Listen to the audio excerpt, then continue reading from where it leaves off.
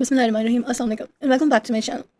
سو 10 years کے خلافت کے بعد حضرت عمر رضی اللہ تعالیٰ عنہ دنیا کو چھوڑ کے چلے گئے، اور ان کی ڈیتھ کے 3 دن بعد ہی ایک نئے خلیفہ کو چوز کر لیا گیا. اور وہ کون ہے یہ آج ہم اس ویڈیو میں جانیں گے. اور وہ تیسرے عظیم خلیفہ ہے حضرت عثمان رضی اللہ تعالیٰ عنہ، جو کہ صرف ایک بڑے صحابی ہی نہیں بلکہ امیر ترین انسان بھی تھے. اور حضرت عثمان کی خلافت 12 سال تک رہی. انہوں نے مسلمانوں کو ایک قرآن پر یونائٹ کیا. آج جو ہمیں ایک بک ملی ہوئی ہے جسے ہم پڑھتے ہیں، ہماری گائیڈ بک، اس کا کارکردگی کا جو صحرا ہے وہ اگر سچ کہا جائے تو حضرت عثمان رضی اللہ عنہ کے سر ہی جاتا ہے. انہوں نے ہی اسلام کی پہلی کرنسی بنائی. مکہ مدینہ کے جو مساجد ہیں ان کو ایکسٹینڈ کیا، اور وہ کام آج بھی کنٹینیو ہے. ایک بہت بڑی بغاوت پھوٹی، اور وہ بھی حضرت عثمان رضی اللہ عنہ کے دور میں ہی ہوئی. اتنی ساری چیزیں میں نے آپ کو بتائی ہیں. بٹ دا ایشو از لوگ دو پہلے جو ہمارے خلیفہ ہیں، ابو بکر صدیق، عمر رضی اللہ عنہ، ان کے بارے میں کافی جانتے ہیں، ان کو جانتے ہیں. لیکن جب عثمان رضی اللہ عنہ کی بات آتی ہے تو موسٹلی لوگ ان کے صرف نام کی حد تک جانتے ہیں، ان کے بارے میں اتنا ڈیٹیل میں نہیں جانتے. حالانکہ ان کی اسٹوری بہت انسپائرنگ ہے، اور سننے کے بعد ان کے لیے دل میں بہت محبت بھی پیدا ہو جاتی ہے. اور خلیفہ بننے سے پہلے وہ کوئی معمولی شخص نہیں تھے. وہ مکہ کے بہت بڑے امیر خاندان کے بیٹے، بنو امیہ کے بیٹے تھے. ان کا تعلق قبیلے بنو امیہ سے تھا. بنو امیہ کا نام تو آپ نے سنا ہی ہوگا. اور ان کے والد محترم عفان کا کپڑوں کا بہت بڑا بزنس تھا، جو مکہ کے رینج میں ہی نہیں تھا بلکہ یمن اور روم تک اسپریڈ ہوا تھا. بٹ جب عثمان رضی اللہ عنہ کی عمر بہت چھوٹی تھی، وہ بہت کم تھے ایج میں، بچے تھے، تو ایک سفر سے واپس آتے ہوئے ان کے جو فادر ہیں ان کی ڈیتھ ہو گئی. عفان یعنی حضرت عثمان کے جو والد تھے، ان کے 2 ہی بچے تھے، ایک ان کی بیٹی آمنہ اور ایک ان کے بیٹے عثمان رضی اللہ عنہ. اور اسلام سے پہلے باپ کی جائیداد سب اس کے بیٹے کو جاتی تھی، بیٹیوں کا ایسا نہیں ہوتا تھا. تو اسی کو دیکھتے ہوئے ان کی جتنی بھی جائیداد تھی وہ سب حضرت عثمان کو گئی. اور وہ ظاہر انہیں اپنے فادر کا بزنس، جائیداد سب کچھ مل گیا تھا. ینگ ایج میں وہ ایک امیر ترین لڑکے تھے، اور اسی لیے جوان لڑکے ان سے بہت ہی زیادہ انسپائرڈ ہوتے تھے. بٹ حضرت عثمان نے کوئی امیر ہو جاتا ہے تو وہ ایک عیاشی کی زندگی گزارتا ہے. شہزادوں کی طرح انہوں نے عیاشیاں نہیں کی، انہوں نے اپنے خاندان کے بزنس پہ فوکس کیا، اس کو بڑھایا. تو انہوں نے اپنا کاروبار یوں بہت بڑھا لیا. اور وہ لوگوں کی نظر میں اتنے معتبر ہو گئے تھے کہ جب کوئی ماں اپنے بیٹے سے محبت کا اظہار کرتی تھی تو کہتی تھی کہ میں تمہیں اتنی محبت کرتی ہوں جیسے قریش عثمان سے کرتے ہیں. اب مکہ میں جب حضرت عثمان کا بزنس بہت اچھا چل رہا تھا تو ایک اور آدمی تھے جن کا بزنس بہت تیزی سے بڑھ رہا تھا، اور وہ تھے ابو بکر صدیق رضی اللہ تعالیٰ عنہ. اور یہی وہ پوائنٹ ہے جہاں ان 2 بڑے صحابہ کی بہترین دوستی کا آغاز ہوا. اب عثمان رضی اللہ عنہ کا بزنس بہت تیزی سے بڑھ رہا ہے، اور ایٹ دا سیم ٹائم مکہ میں غار میں محمد صلی اللہ علیہ وآلہ وسلم پر پہلی وحی نازل ہوتی ہے. حضرت محمد صلی اللہ علیہ وآلہ وسلم کے گھر والوں کے بعد جنہوں نے پہلی دفعہ میں اسلام، آپ صلی اللہ علیہ وآلہ وسلم کے گھر والوں کے بعد جو پہلا شخص ہے جس نے اسلام قبول کیا وہ ابو بکر صدیق رضی اللہ تعالیٰ عنہ تھے. اسلام قبول کرتے ہی ابو بکر صدیق اپنے دوست عثمان بن عفان کے پاس گئے اور انہیں بھی اسلام کی طرف لے کر آئے. اب جو جوان لوگ عثمان رضی اللہ عنہ کو اپنا رول ماڈل سمجھتے تھے، اور جو قریش قبیلے کے لوگ تھے، بنو امیہ کے، تو ان کے لیے بہت بڑا دھچکا تھا حضرت عثمان رضی اللہ عنہ کا اسلام کی طرف چلے جانا. خیر اب لوگ سمجھ گئے تھے کہ اسلام کو اب پیسوں کی کمی نہیں ہوگی، کیونکہ عثمان رضی اللہ عنہ وہ تھے جنہوں نے اپنی فیملی کے اگینسٹ جا کے اسلام کو قبول کیا تھا.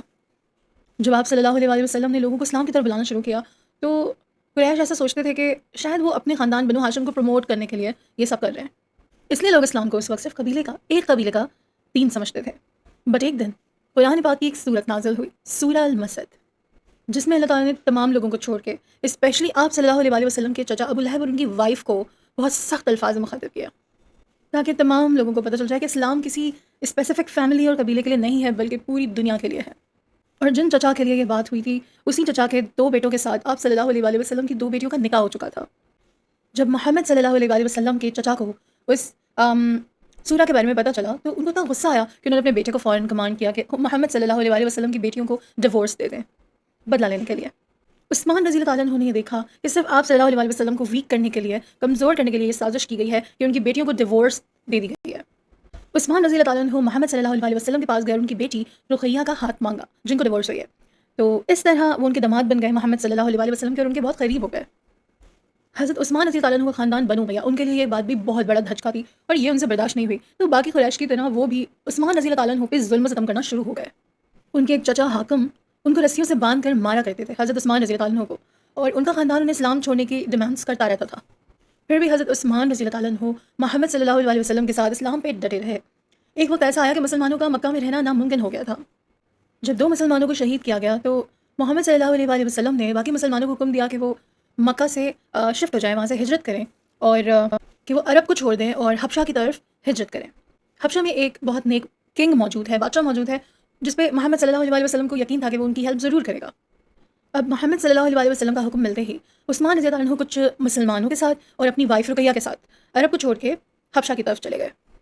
آبویسلی وہ بزنس مین تھے، تو بزنس مین جہاں بھی ہوگا وہ اپنے مائنڈ کو یوز کرے گا اور وہ اپنا بزنس دوبارہ سے کھڑا کر لے گا جہاں بھی وہ ہوگا۔ تو عثمان رضی اللہ عنہ نے بھی اپنے بزنس مائنڈ کو یوز کیا اور وہاں بھی اپنے بزنس کو کھڑا کر لیا۔ عثمان رضی اللہ عنہ یہاں حبشہ میں تھے، بٹ محمد صلی اللہ علیہ وسلم مکہ میں تھے اور وہاں لوگوں نے ان کا اور ان کے خاندان کا بوائکاٹ کر کے ان کو بہت ستایا۔ چونکہ حضرت عثمان مکہ سے بہت دور تھے تو وہ محمد صلی اللہ علیہ وسلم کی مدد نہیں کر سکے۔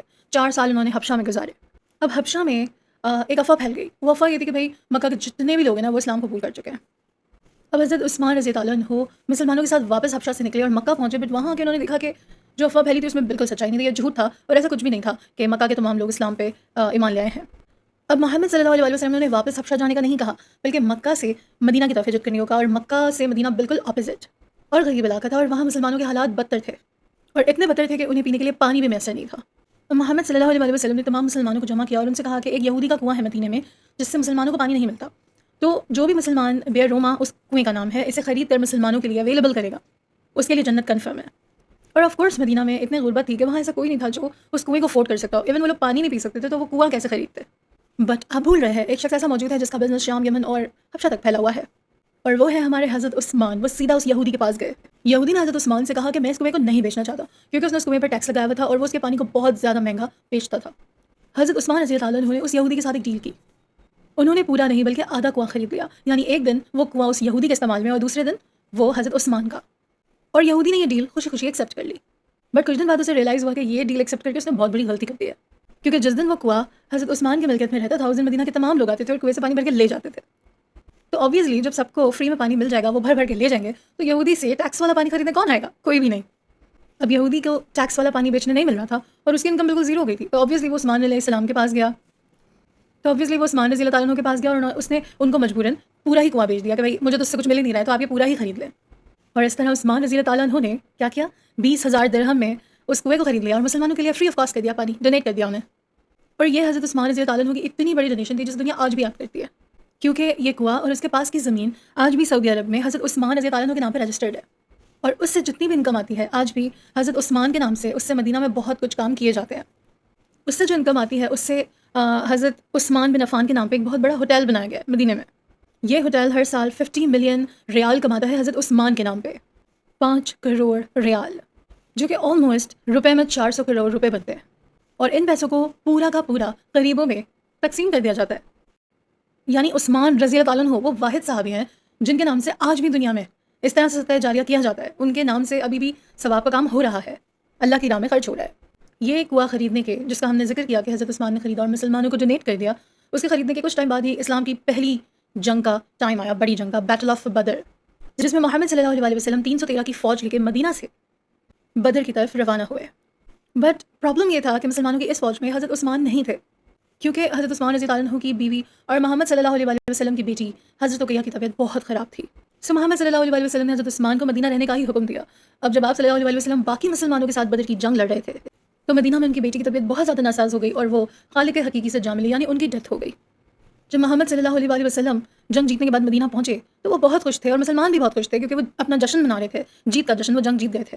ٹھیک اسی وقت محمد صلی اللہ علیہ وسلم کو ان کی بیٹی کی وفات کی خبر دی گئی، جس پر آپ صلی اللہ علیہ وسلم کو اس دن پر بھی بہت دکھ ہوا کہ وہ جیت کر آئے تھے اور ان کا لخت جگر بھی ان سے چھن گیا تھا، یعنی ان کی بیٹی رقیہ۔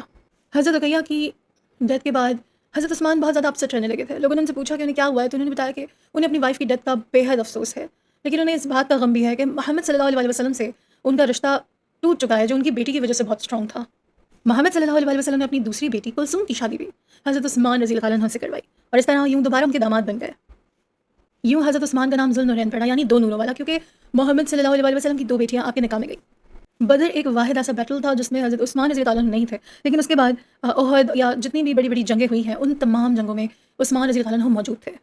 اینڈ دین اس کے بعد آتا ہے عثمان رضی اللہ عنہ کی زندگی کا بہت امپورٹنٹ ایونٹ، کہ جب خندق کی جنگ کے بعد مسلمان عمرہ کرنے کے لیے مدینہ سے مکہ کی طرف روانہ ہوئے تو محمد صلی اللہ علیہ وسلم نے حضرت عمر کو کہا کہ وہ جائیں اور مکہ کے لیڈر ابو سفیان سے بات کرو کہ ہم یہاں جنگ کے لیے نہیں آئے ہیں بلکہ ہم تو عمرہ پرفارم کرنے آئے ہیں۔ یہ سن کے حضرت عمر نے کہا کہ یا رسول اللہ، میرا خاندان مکہ میں اتنا طاقتور نہیں ہے کہ لوگ میری بات کو سنیں اور اسے مانیں، یا میرا خاندان میری حفاظت کر سکے۔ تو عمر رضی اللہ عنہ کی جگہ عثمان رضی اللہ عنہ کو بھیجا گیا، جن کا تعلق بنو امیہ سے تھا اور وہ مکہ کا سب سے زیادہ طاقتور خاندان تھا۔ خیر یہ مشورہ تھا عمر رضی اللہ عنہ کی طرف سے، ہمارے نبی کو یہ مشورہ بہت پسند آیا اور انہوں نے عثمان رضی اللہ عنہ کو ہی مکہ کی طرف روانہ کیا۔ حضرت عثمان کو جب روانہ کیا گیا مکہ کی طرف تو لوگوں نے محمد صلی اللہ علیہ وسلم سے یہ کہا کہ کیا ایسا پاسبل ہے کہ حضرت عثمان جائیں اور خود کعبہ کا طواف کر کے واپس آ جائیں؟ تو محمد صلی اللہ علیہ وسلم نے کہا کہ نہیں، ایسا ممکن ہی نہیں ہے کہ مجھ سے پہلے عثمان طواف کر کے واپس آ جائے۔ ایگزیکٹلی ایسے ہی ہوا کہ جب وہ مکہ پہنچے عثمان رضی اللہ تعالیٰ عنہ، تو مکہ والوں نے کہا کہ آپ بہت بڑے آدمی ہیں، تو آپ باقی مسلمانوں کو چھوڑیں، آپ خود کعبہ کا طواف کریں اور واپس چلے جائیں۔ بٹ عثمان رضی اللہ تعالیٰ عنہ نے کہا ہرگز نہیں، میں کبھی بھی محمد صلی اللہ علیہ وسلم سے پہلے کعبہ کا طواف نہیں کروں گا۔ اب مکہ والے تو ویسے ہی شیطان دماغ تھے اور وہ مسلمانوں کو اور محمد صلی اللہ علیہ وسلم کو تکلیف دے کے خوش ہوتے تھے، تو وہ ان کو تکلیف دینے کے لیے اس ڈیل کو بہت زیادہ ڈیلے کرنے لگے کہ وہ جس کام سے عثمان رضی اللہ عنہ کو بھیجا گیا تھا تو وہ صرف پریشان کرنا چاہتے تھے مسلمانوں کو اور محمد صلی اللہ علیہ وسلم کو، تو وہ ڈیلے کر رہے تھے اس میں۔ اب کیونکہ انہیں مسلمانوں کے لیے راستہ تو کھولنا تھا، تو وہ مکہ میں کافی دن اسٹے کیا انہوں نے، اور وہاں جہاں مدینہ والوں کے کیمپ تھے وہاں پہ افواہ پھیل گئی کہ محمد صلی اللہ علیہ وسلم کے میسنجر حضرت عثمان رضی اللہ عنہ کو مکہ والوں نے شہید کر دیا ہے۔ یہ بات محمد صلی اللہ علیہ وسلم کی ایسی توہین تھی جو ایکسیپٹیبل تھی ہی نہیں۔ ویل مسلمان یہاں جنگ کی نیت سے نہیں آئے تھے، بلکہ وہ تو عمرہ پرفارم کرنے آئے تھے، بٹ جب یہ افواہ پھیلی اور سب کو لگا کہ عثمان رضی اللہ عنہ نہیں رہے، تو محمد صلی اللہ علیہ وسلم نے اپنی اسٹریٹجی کو بدل دیا۔ انہوں نے مسلمانوں کو ایک درخت کے نیچے بٹھایا، ایک ٹری کے نیچے، اور ان سے وعدہ لیا، ان سے بیعت لیا کہ خون کے آخری قطرے تک عثمان کے لیے ہم لڑیں گے بدلہ لینے کے لیے۔ اب تمام مسلمانوں نے رسول اللہ صلی اللہ علیہ وسلم کے ہاتھ پہ بیعت دی اور رسول اللہ نے اپنے دوسرے ہاتھ سے عثمان رضی اللہ عنہ کے بہاف پہ بیعت کیا، اور تمام مسلمان عثمان صلی اللہ علیہ وسلم کے ہاتھ پہ بیعت دی اور رسول اللہ نے اپنے دوسرے ہاتھ سے عثمان رضی اللہ عنہ کے بہاف پہ بیعت کیا، اور تمام مسلمان عثمان رضی اللہ عنہ کے لیے اپنی جان گنوانے کو بالکل تیار تھے۔ بٹ یہ جنگ تو کبھی ہوئی ہی نہیں، کیونکہ یہ ایک افواہ تھی اور اس میں کوئی سچائی نہیں تھی۔ عثمان رضی اللہ عنہ واپس آئے اور اپنی جو گروپ تھا ان کا مسلمانوں کا، محمد صلی اللہ علیہ وسلم کی جو پوری ٹیم تھی وہ اس میں شامل ہوئے۔ اسے بیت الرضوان کہا جاتا ہے، یہ جو پرومس کیے تھے ایک درخت کے نیچے بیٹھ کے، اسے بیت الرضوان کہا جاتا ہے، اور اس کا ذکر قرآن پاک میں بھی مینشنڈ ہے۔ اب اس سب سے بہت سال بعد جب عمر رضی اللہ عنہ کی خلافت شروع ہوئی تو مسلمان جب بھی حج عمرہ کے لیے آتے تھے تو وہ اس درخت کے پاس جاتے تھے حاضری لگانے، جہاں رسول اللہ صلی اللہ علیہ وسلم نے مسلمانوں سے بیعت لیا تھا۔ بٹ یہ ایک ایسا کام تھا جس کا اسلام میں کوئی ذکر نہیں ہے، اور حضرت عمر بہت اسٹرکٹ تھے اور وہ نہیں چاہتے تھے کہ مسلمان اسلام میں اس طرح کے کوئی فضول رواج قائم کریں، کوئی نئی چیزیں بنائیں۔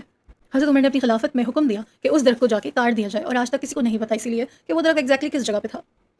اور دیکھا جائے تو عمر رضی اللہ عنہ نے بالکل ٹھیک کیا، بیکاز ہمیں شرک نہیں کرنا چاہیے۔ جب ہم اللہ کی عبادت کے لیے آ رہے ہیں تو ایک درخت کو حاضری کیوں لگا رہے ہیں؟ درخت بھی ہماری طرح اللہ کی ایک مخلوق ہے، اور شرک انٹینشنلی کیا جائے یا بائی مسٹیک اوائڈ ہی کرنا چاہیے، شرک نہیں کرنا چاہیے۔ عثمان رضی اللہ عنہ اتنے ویلیویبل تھے کہ ایک چھوٹی جنگ پہ محمد صلی اللہ علیہ وسلم مدینہ چھوڑ کر مدینہ سے دور گئے تو انہوں نے اپنی جگہ پر نائب کس کو بنایا؟ عثمان رضی اللہ عنہ کے ہینڈ اوور کر دیا مدینہ۔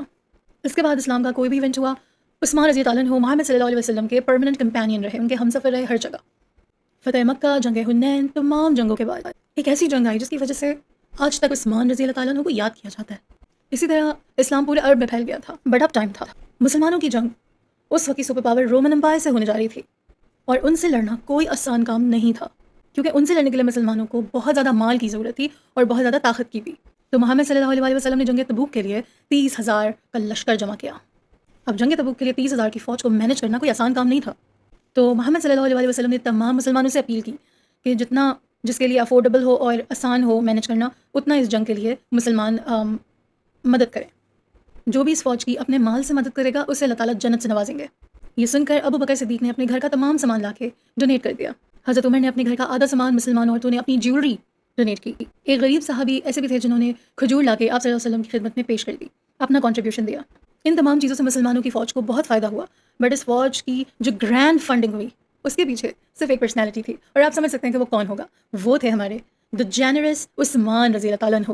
جب مسلمان تبوک کی جنگ کے لیے جمع ہونے لگے تو عثمان رضی اللہ عنہ نے سب سے پہلے 1,000 اونٹ ارینج کیے، 70 گھوڑے ارینج کیے، 10,000 گولڈ کوائنس تک دیے، 70,000 سلور کوائنس دیے۔ یہ سب انہوں نے مسلمانوں کی فوج کے لیے ڈونیٹ کیا تھا، اور اگر آج ہم اس کو کاؤنٹ کریں تو بلینز آف روپیز کا اماؤنٹ بنتا ہے۔ محمد صلی اللہ علیہ وسلم نے ان سکوں کو اپنے ہاتھ میں پکڑا اور کہا کہ آج کے بعد عثمان جو بھی کہے اس سے کوئی نقصان نہیں ہوگا۔ اب مسلمانوں کی جو فوج ہے وہ رومن امپائر کی طرف روانہ ہوئی، بٹ یہ فوج اتنی بڑی تھی کہ ان کا کھانے پینے کا ہی خرچہ بہت زیادہ تھا۔ اب ان کے کھانے پینے کا سامان ختم ہونے لگا تھا اور لوگ مدد کے لیے محمد صلی اللہ علیہ وسلم کی طرف دیکھنے لگے۔ جب یہ دیکھا تو عثمان رضی اللہ عنہ نے فوری طور پہ اپنی خدمت انجام دی، اونٹوں کو کھانے کے سامان سے لاد دیا گیا اور مسلمانوں کے لیے پیش کیا گیا۔ جب عثمان رضی اللہ عنہ وہ ڈلیوری کر رہے تھے تو محمد صلی اللہ علیہ وسلم نے دور سے دیکھا تو بہت خوش ہوئے اور کہا کہ دیکھو سرخ اونٹوں پہ تم لوگوں کے لیے سامان آ رہا ہے۔ محمد صلی اللہ علیہ وسلم نے فوراً اللہ تعالیٰ سے دعا کی کہ یا اللہ میں عثمان سے خوش ہوں اور میری دعا ہے کہ آپ بھی عثمان سے راضی ہو۔